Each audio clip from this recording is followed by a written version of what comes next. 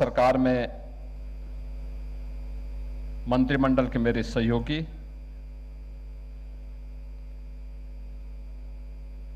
पंचायती राज और अल्पसंख्यक कल्याण विभाग के मंत्री श्री ओम प्रकाश राजभर जी, समाज कल्याण विभाग के मंत्री श्री असीम अरुण जी,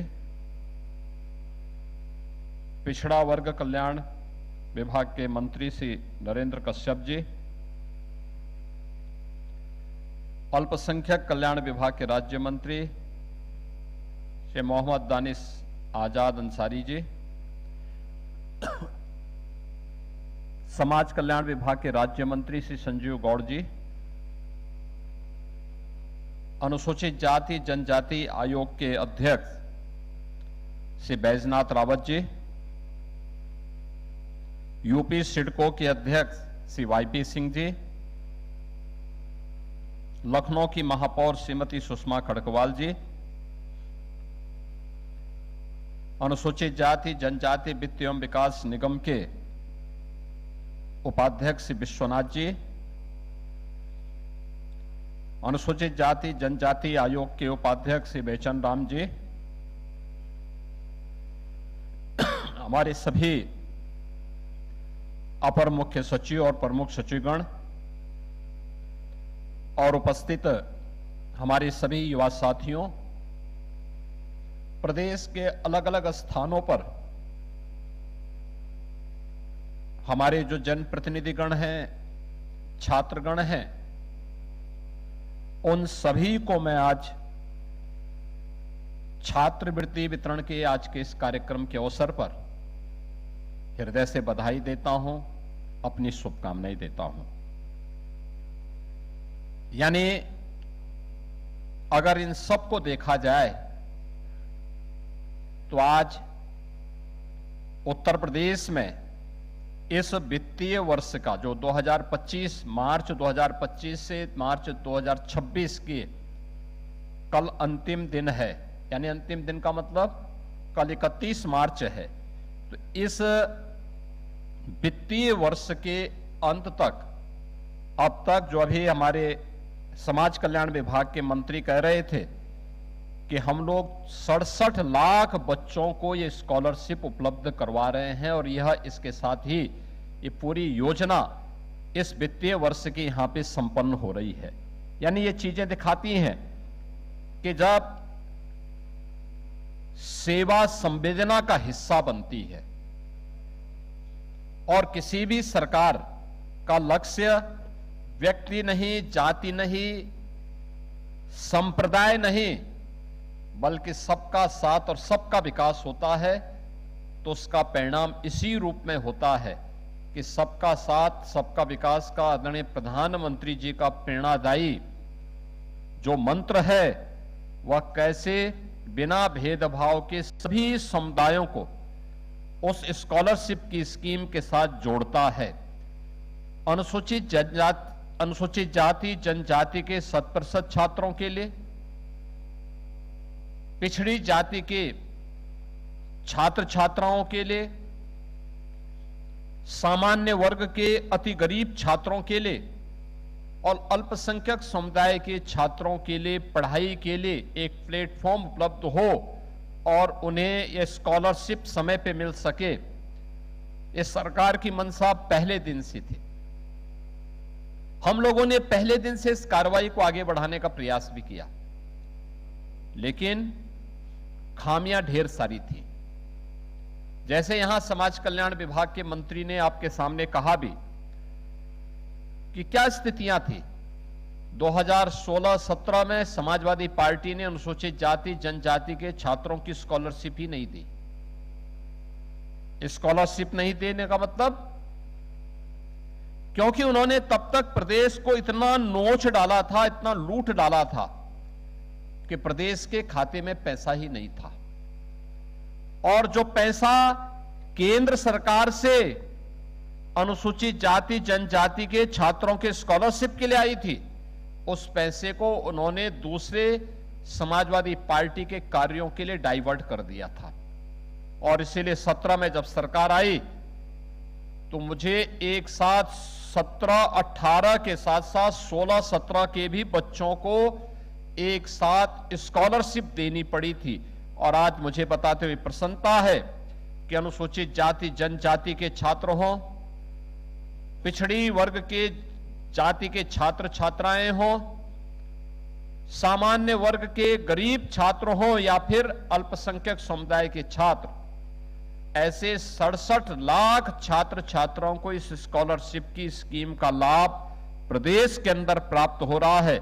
मैं इस अवसर पर उत्तर प्रदेश के इन सभी छात्र छात्राओं को, जिन्हें आज ये स्कॉलरशिप की 4800 करोड़ रुपए की छात्रवृत्ति की योजना का लाभ प्राप्त हुआ है, इन सबको मैं हृदय से बधाई देता हूं।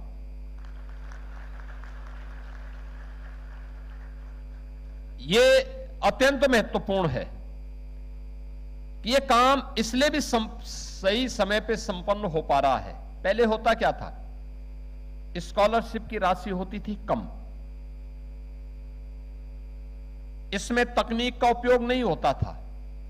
यहां से पैसा जाता था जिले में, और जिले में समाज कल्याण विभाग अधिकारी, पिछड़ा वर्ग कल्याण विभाग का अधिकारी, अल्पसंख्यक कल्याण विभाग का अधिकारी या अन्य जो लोग होते थे, ये लोग फिर उसमें मनमाना करते थे। स्कॉलरशिप आई 500 तो छात्र को मात्र 250 या 200 ही मिल पाता था, बाकी भ्रष्टाचार की भेड़ चढ़ जाता था। प्रधानमंत्री जी ने जो टेक्नोलॉजी पे ध्यान देने के लिए कहा, आज परिणाम क्या है, एक साथ हमने यहां पे क्लिक किया, 28 लाख छात्रों के लिए 3350 करोड़ रुपए की राशि उनके अकाउंट में पहुंच गई। यानी एक बटन दबाया और पैसा उनके अकाउंट में। यह है तकनीक कैसे जीवन को आसान करती है और कैसे भ्रष्टाचार मुक्त व्यवस्था देती है। आज उसी का परिणाम है और सरकार उस व्यवस्था के साथ आपको जोड़ने के लिए आज यहां पर उपस्थित हुई है। बहनों और भाइयों, 2017 के पहले ये भ्रष्टाचार केवल स्कॉलरशिप में नहीं था, ऐसा नहीं, हर एक क्षेत्र में था, हर एक क्षेत्र में था। यानी कुपोषित बच्चों के लिए, नवजात शिशुओं के लिए जो पोषण आहार होता था, उसमें भ्रष्टाचार। कुपोषित माताओं के पोषाहार में भ्रष्टाचार, छात्रों की छात्रवृत्ति में भ्रष्टाचार, विकास की योजनाओं में भ्रष्टाचार, विभिन्न प्रकार की जो राष्ट्रीय पारिवारिक लाभ योजना से जुड़ी हुई योजनाएं हैं, उन सभी योजनाओं में व्यापक भ्रष्टाचार। मैं एक दिन समाजवादी पार्टी के अध्यक्ष पूर्व मुख्यमंत्री के एक बयान को मैं पढ़ रहा था। उन्होंने कहा सरकार जो है 1000 रुपये की पेंशन राशि क्यों देती है। उनके समय में ये राशि मिलती थी दिव्यांगजनों को 300 रुपये, और वह भी समय पे नहीं मिलती थी और उसमें भी भ्रष्टाचार होता था। 300 रुपये का मतलब 6 महीने में एक बार जाता था 1800 रुपया, और 1800 रुपये एक बार में जाता था तो उस गरीब को, केवल दिव्यांगजन को केवल 900 रुपया मिलता था। 900 रुपये इनके लोग सब चट कर जाते थे। ऐसे ही निराश्रित महिलाएं, जो अपनी विधवा महिलाएं हैं, उनको 500 रुपये की राशि मिलती थी। यह राशि 6 महीने में एक बार गई, 3000 रुपये गई, 3000 में से 1500 उसको मिलता था। 1500 समाजवादी पार्टी के गुंडे और समाज कल्याण विभाग के बाबू हजम कर जाते थे। वृद्धजनों के लिए जाने वाली पेंशन भी ऐसे ही जाती थी। 3000 रुपया गया 6 महीने में एक बार, और उसमें भी आधी राशि भ्रष्टाचार की भेंट चढ़ जाता था। आज मैं कह सकता हूं उत्तर प्रदेश में हम लोग 1,06,00,000 निराश्रित महिला, वृद्धजनों, दिव्यांग जनों को 12,000 रुपए सालाना पेंशन देते हैं और ये पेंशन की राशि उसके अकाउंट में जाती है, कोई कटौती नहीं होती है। कटौती करने वाले को मालूम है कि अगर वह इन गरीबों के हिस्से में डकैती डालेगा तो उसकी जगह जेल होगी और बाप दादों की भी कमाई की जो प्रॉपर्टी होगी ना, उसको जब्त करके गरीबों में बांटने का काम इस सरकार करेगी।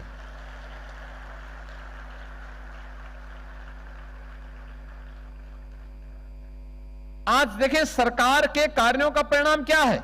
अभी आपने देखा होगा कि हमने राष्ट्रीय पारिवारिक लाभ योजना के अंतर्गत जिन परिवार के सदस्यों की आकस्मिक मौत हुई है उनको पेंशन भी दी और 30,000 रुपए की नगद राशि भी यहां उपलब्ध कराई जा रही है। अभी कुछ लोगों को यहां मंच पर एक सहयोग देने के लिए मंच पर बुलाया गया है और आज मुझे बताते हुए प्रसन्नता है कि आज के इस कार्यक्रम में हम लोगों ने ऐसे 43,334 परिवारों के लिए 100 करोड़ रुपए जारी किए हैं। 100 करोड़ रुपए केवल उनकी सहायता के लिए यहां से जारी हुई है। 25-26 में 1,36,000 से अधिक परिवारों को 412 करोड़ रुपए से अधिक की राशि प्रदान की गई है। पहले पैसा कहां जाता था हर व्यक्ति जानता है। 17 से अब तक 10 लाख से अधिक परिवारों को 3,039 करोड़ रुपए की से अधिक की राशि दी जा चुकी है। बहनों और भाइयों, जो मैंने पहले भी कहा, पहले ये राशि इन गरीबों को नहीं मिलती थी और क्योंकि चाहे वो बच्चों का सहायता हो, माताओं का राशन हो, गरीबों और वंचितों को मिलने वाली सरकार की कोई भी सहायता, ये सभी समाजवाद के नाम पे परिवारवादी लोग खा जाते थे, हजम कर जाते थे। गरीब को पता भी नहीं लगता था। उसके सामने भटकने और भूखों मरने के सिवाय, लाचार और हताश होकर के घूमने के सिवाय कोई दूसरा चारा नहीं था। सत्ता के संरक्षण में पलने वाले जो गुंडे थे वे समानांतर सरकार चलाते थे। गरीब की सुनवाई नहीं होती थी, वंचित की, दलित की सुनवाई नहीं होती थी। इनके द्वारा कहीं भी, उनके द्वारा कोई भी ऐसा कार्य नहीं होता था, उसका अपमान किया जाता था। समाजवादी पार्टी को 4 बार प्रदेश में सत्ता में आने का अवसर प्राप्त हुआ। एक भी दलित महापुरुष की,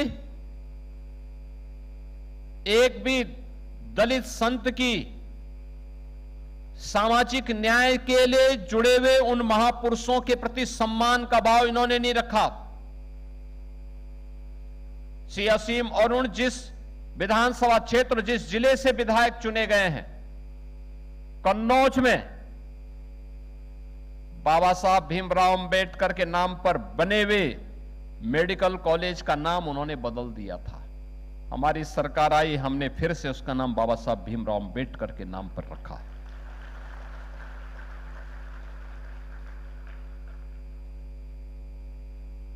बहनों और भाइयों, लखनऊ में भाषा विश्वविद्यालय का नाम मान्यवर कांसीराम जी के नाम पे था, उसका नाम बदल दिया।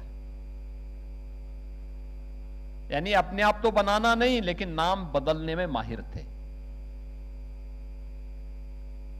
क्योंकि उनको चिढ़ थी।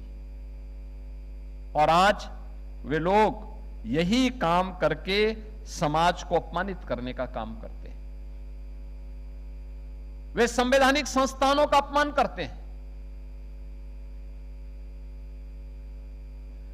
संसद के बारे में टिप्पणी करेंगे, प्रधानमंत्री जी के बारे में, प्रधानमंत्री जी सबका साथ और सबके विकास की बात करते हैं, उनके बारे में अपमानजनक टिप्पणी करेंगे। चुनाव आयोग के बारे में टिप्पणी करेंगे, न्यायपालिका के बारे में टिप्पणी करेंगे। भारत के संवैधानिक संस्थानों के बारे में और भारत के राष्ट्रीय प्रतीकों पर उंगली उठाने का मतलब बाबा साहब भीमराव अंबेडकर के द्वारा बनाए गए संविधान का अपमान। और बाबा साहब भीमराव अंबेडकर के द्वारा बनाए गए संविधान का अपमान का मतलब बाबा साहब भीमराव अंबेडकर का अपमान। और भारत का वंचित, भारत का गरीब, भारत का दलित यह स्वीकार नहीं कर सकता है। लेकिन यह उनकी फितरत बन चुकी है। वे वंदे मातरम का अपमान करेंगे, राष्ट्रगान, राष्ट्रगीत का अपमान करेंगे, समाज को जाति के नाम पर बांटेंगे। और जब सत्ता में थे तो केवल अपनी परिवार के भरण पोषण के लिए सब कुछ करते थे। ये है समाज को बांटने वाले लोग, सामाजिक वैमनस्यता पैदा करके तुष्टीकरण के नाम पर राष्ट्रीय सुरक्षा के साथ खिलवाड़ करने का काम। और इनके काले कारनामों के कारण ही यह प्रदेश बीमार हुआ था, बीमारू राज्य बन गया था। इन नौजवानों के सामने पहचान का संकट खड़ा हुआ था।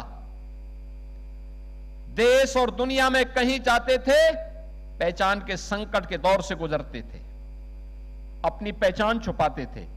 लेकिन अब मैं कह सकता हूं कि हमारा प्रदेश अब पहचान के संकट के लिए मोहताज नहीं है। दंगा मुक्त भी है, कर्फ्यू मुक्त भी है, बीमारी से मुक्त हो चुका है। अब यह भारत की अर्थव्यवस्था का एक ग्रोथ इंजन बन करके एक नई पहचान के साथ विरासत और विकास का एक नया मॉडल बनकर के उत्तर प्रदेश आज देश और दुनिया के सामने है। अब यहां पर प्लान नहीं होती है, अब लोगों के लिए रोजगार की संभावना है। आप सोचो, आज प्रातःकालीन सत्र में मैंने महिला और बाल विकास विभाग के 18,000 से अधिक आंगनवाड़ी और आंगनवाड़ी सहायिकाओं को नियुक्ति पत्र वितरण का काम किया है। 18,000 से अधिक, इतनी बड़ी राशि में। कल 665 इस नर्सिंग ऑफिसर्स को नियुक्ति पत्र दिया। इससे पहले 3 दिन पहले 1262 नर्सिंग ऑफिसर्स को हम लोगों ने नियुक्ति पत्र वितरण का काम संपन्न किया। ये लगातार रोजगार मिशन रोजगार के अंतर्गत बिना भेदभाव के हर नौजवान को नौकरी और रोजगार की संभावनाओं के साथ जोड़ना, और आज उसी का परिणाम हम सबके सामने यहां देखने को मिल रहा है।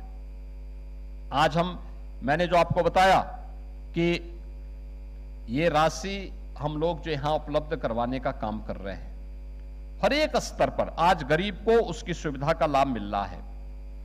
मुझे याद है जब हमने मुख्यमंत्री सामूहिक विवाह योजना प्रारंभ की थी। मुख्यमंत्री सामूहिक विवाह योजना, आज जब मैं किसी गरीब बेटी की सामूहिक विवाह योजना में शादी होते हुए देखता हूं तो मुझे अच्छा लगता है। दहेज मुक्त शादी, बाल विवाह से मुक्त विवाह, और उसमें परिवार के लोग, नातेदार, रिश्तेदार आते हैं, निमंत्रण पत्र जिलाधिकारी के द्वारा वितरित होता है, मंत्रीगण वहां पर आकर के उस योजना में अपना शुभकामना देते हैं, और उस योजना के साथ जुड़ करके देख करके हमें अच्छा लगता है कि गरीब की बेटी में मंत्री जा रहा है और जिलाधिकारी निमंत्रण पत्र बांट रहा है। आज ये अच्छा लगता है कि गरीब की बेटी में भी इतने धूमधाम के साथ शादी हो सकती है। याद करिए, जब हम लोगों ने योजना चलाई थी, समाजवादी पार्टी ने इसकी खिल्ली उड़ाई थी। उन्होंने कहा ये गरीब के मजाक है। ये मजाक नहीं है। 5,54,000 बेटियों की शादी अब तक इस योजना के अंतर्गत हो गई है। 5,54,000।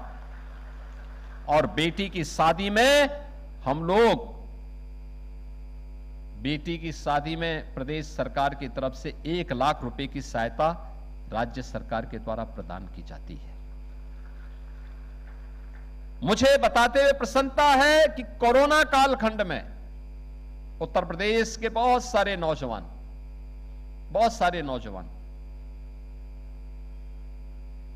उत्तर प्रदेश के नौजवान कोचिंग के लिए दूसरे राज्यों में गए थे। लॉकडाउन लगा, परिवार में चिंता हुई, मुझे राजस्थान में यहां की बसेज भेजनी पड़ी उन बच्चों को सुरक्षित लाने के लिए, और तब हम लोगों ने अभ्युदय कोचिंग प्रारंभ किया था।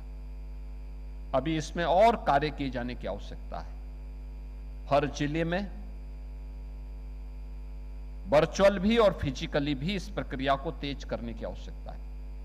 मेरा मानना है बहुत ही बेहतरीन इसके परिणाम आ सकते हैं, और भी अच्छे परिणाम आ सकते हैं। एक गाइड के रूप में, एक योजक के रूप में अभ्युदय कोचिंग को अपने आप को तैयार करना है, और इसके लिए समाज कल्याण विभाग को और मेहनत करने की आवश्यकता है, जिससे यूपीएससी की तैयारी करने वाला हो, Uttar Pradesh public service commission की तैयारी करने वाला हो, आईआईटी जेई का हो, नीट का हो, एनडीए का हो, सीडीएस का हो, किसी भी अन्य प्रतियोगी परीक्षाओं से जुड़ी हुई परीक्षा की तैयारी का मामला हो, उसका प्लेटफॉर्म अभ्युदय कोचिंग बने।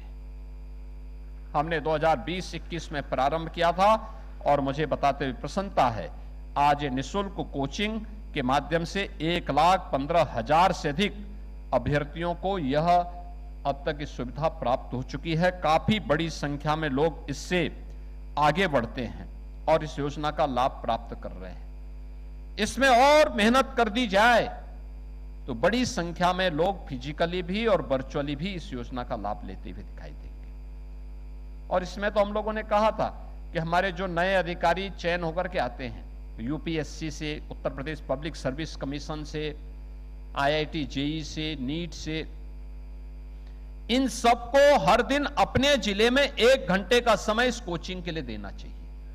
वे दें, नई पीढ़ी को प्रशिक्षित करें, उसको प्रेरित करें, आगे बढ़ाएं। ज्ञान की परंपरा तो ऐसे ही बढ़ती है, आगे बढ़ेगी, क्योंकि अधिक से अधिक बच्चों का सिलेक्शन हो, एक स्वस्थ प्रतिस्पर्धा आगे बढ़े। और आज अभ्युदय कोचिंग को और अच्छा कार्य करने की आवश्यकता है। आदरणीय प्रधानमंत्री जी ने प्रधानमंत्री मातृ वंदना योजना में, इस योजना में भी 26-27 के लिए 525 करोड़ रुपए का प्रावधान किया है, और बेटी के जन्म लेने से लेकर के स्नातक तक की पढ़ाई के लिए भी हम लोगों ने पिछले 7 वर्ष में 26 लाख बालिकाएं इससे लाभान्वित हो रही हैं। 26 लाख बेटियां मुख्यमंत्री कन्या सुमंगला योजना से लाभान्वित हो रही हैं, जिसमें 25,000 रुपए की राशि हम 6 स्टेजेस में बेटी के खाते में उपलब्ध करवाते हैं। और मुझे बताते हुए कि हमने नए बजट में भी 400 करोड़ रुपए की व्यवस्था इस योजना के अंतर्गत की है, जिससे उन बेटियों को इस योजना के साथ जोड़ करके लाभान्वित किया जा सके। आज मुझे बताते हुए प्रसन्नता है कि सरकार ने नए बजट में ढेर सारे प्रावधान किए हैं।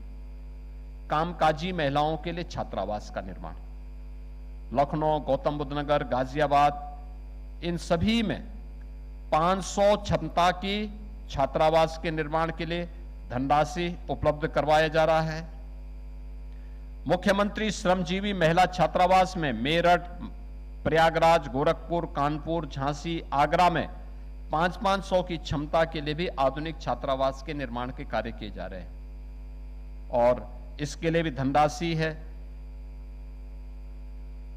2 करोड़ नौजवानों को स्वामी विवेकानंद युवा सशक्तिकरण योजना के अंतर्गत टैबलेट वितरण का कार्य, जिसमें 50 लाख नौजवानों को हम दे चुके हैं। शेष नौजवानों को इस राशि के वितरण के लिए भी इस बार हम लोगों ने इसमें 2,375 करोड़ रुपए इस बार के बजट में भी रखे हैं, और वह भी शीघ्र वितरण के कार्यक्रम आगे बढ़ने हैं।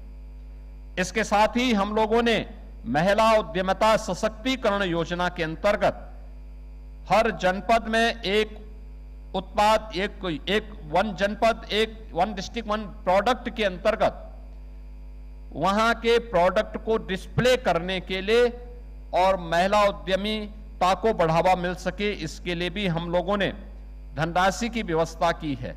मुख्यमंत्री युवा स्वरोजगार योजना, युवा रोजगार के अंतर्गत भी हम लोगों ने धनराशि की व्यवस्था की है, और प्रत्येक जनपद में युवाओं की स्किलिंग के लिए और उनके एम्प्लॉयमेंट के लिए लौह पुरुष सरदार वल्लभ भाई पटेल एम्प्लॉयमेंट जोन, यानी ये स्किलिंग का एक वर्ल्ड क्लास सेंटर हर जनपद में बनेगा, जहां पे कोई भी नौजवान अगर रोजगार और नौकरी चाहता है वो उस सेंटर में जाएगा, उस सेंटर उसकी स्किलिंग भी करेगा, उसको एम्प्लॉयमेंट भी उपलब्ध करवाने का काम करेगा।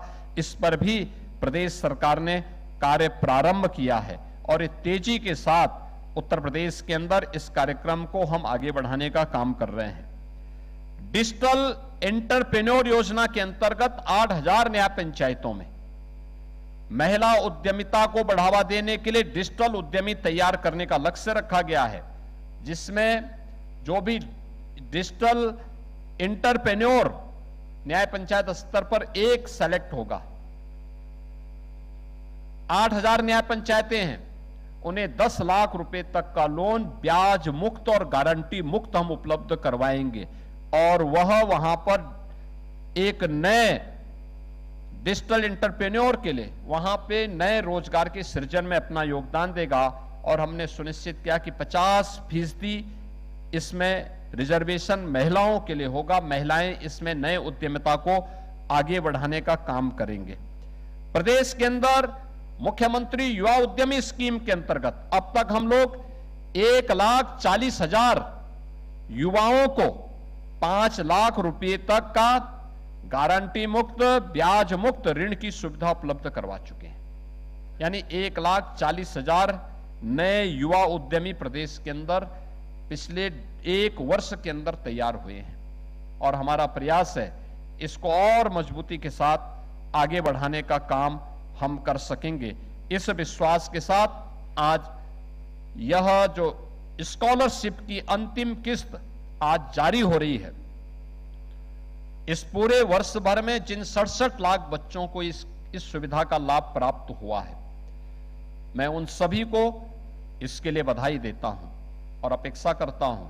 याद करना, ये स्कॉलरशिप इसलिए कि आप और मेहनत कर सके। याद रखना, परिश्रम का कोई विकल्प नहीं हो सकता, कोई विकल्प नहीं हो सकता। परिश्रम ही आपको आगे बढ़ाएगा। स्कॉलरशिप उसमें एक संबल का काम कर रहा है। स्कॉलरशिप आपकी मंजिल नहीं है, आपकी मंजिल आपका परिश्रम है और परिश्रम से जो प्राप्त आपके अंक हैं वो आपको आगे की मंजिल में चढ़ाएंगे। अगर आपने, जो यहां पे हमारे मंत्री जी ने भी कहा है कि अगर आपने मेहनत में कोताही बरती, स्कॉलरशिप के पैसे का दुरुपयोग किसी अन्य कार्य के लिए किया, याद करना कि ये स्कॉलरशिप आपके अंक खराब होने पर, आपका परिणाम खराब होने पर स्वतः ही बाधित हो जाती है। इसलिए उस प्रकार की नौबत ना आने पाए, ये सरकार का संबल है आपको सपोर्ट करने के लिए, आगे बढ़ने के लिए, और उत्तर प्रदेश के युवाओं के लिए एक प्लेटफॉर्म है, अपने को राष्ट्रीय और अंतर्राष्ट्रीय मंच पर प्रस्तुत करने का एक माध्यम भी है, उस प्रतिस्पर्धा के योग्य बनने का एक माध्यम भी है। मैं इस अवसर पर इन सभी 67 लाख नौजवानों को जिन्हें इस वर्ष स्कॉलरशिप की सुविधा का लाभ प्राप्त हुआ है, उन सबको बधाई देता हूं, उन सब के प्रति अपनी शुभकामनाएं देते हुए अपनी वाणी को विराम देता हूं। धन्यवाद। जय हिंद।